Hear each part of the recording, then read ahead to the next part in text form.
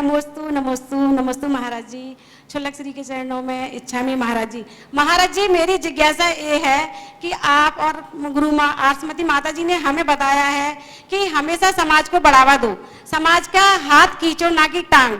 लेकिन कुछ लोग ऐसे हैं, अच्छा काम करने पे भी हाथ ना खींच के टांग खींचते हैं। तो इसमें महाराज जी मेरी जिज्ञासा ये है कि अपन अच्छे मन से कोई काम कर रहे हैं तो उसका अपन को फल मिलना चाहिए, परंतु फल ना मिलके तो इसमें हमारा मतलब पुण्य कमजोर पड़ रहा है कि जो टांग खींच रहा है उसका पाप का बन रहा है। वे कान नहीं खींच रहे हैं, तुम्हारी परीक्षा कर रहे हैं कि तुम्हारे कितने नंबर हैं। उनको कान खींचना क्यों कहते? कान वो इसलिए खींच रहा है कि तुम्हारी दृढ़ता कितनी है। यदि तुम्हारी दृढ़ता हुई तो कान तो क्या प्राण भी खींच लेगा तो भी वो काम नहीं छोड़ेगा। और जो कान खींचने में डर जाएगा, इसका अर्थ है कि वो कच्चे नंबर पर है। कोई भी प्रतिकूल परिस्थिति आती है तो उसे विघ्न मत मानो, ये तुम्हारे परीक्षा होने का समय है। तो कान खींचने वाले जिंदा रहने दो, उन्हीं से तुम्हारी सफलता मिलेगी।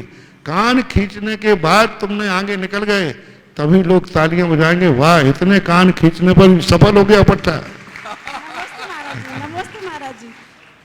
चलिए, बहुत बहुत धन्यवाद। मेरा प्रश्न ये है कि तीर्थंकर 24 ही क्यों होते हैं? भविष्यकाल, भूतकाल और वर्तमान काल 25 और 23 क्यों नहीं हुए? भगवान 24 ही क्यों होते हैं? यदि 25 हो जाते फिर प्रश्न तो नहीं करते, बोलो। और 23 हो जाते तो 24 ही क्यों है? अब प्रश्न बताओ, ये दो ही आंखें क्यों होती हैं, दो ही कान क्यों होते हैं? तो ये नियोग है, कहीं ना कहीं कोई संख्या का तो भ्रम होगा। एक अनादिकाल से सृष्टि का नियोग बना है कि भरता अरावत में 20 तीर्थंकर होंगे तो होंगे, जैसे अनादिकाल से बना है कि 2 आंखें होंगी तो होंगी, अब 2 कान होंगे तो होंगे। अब ये कोई तर्क नहीं, ये नियोग व्यवस्था कहलाती है।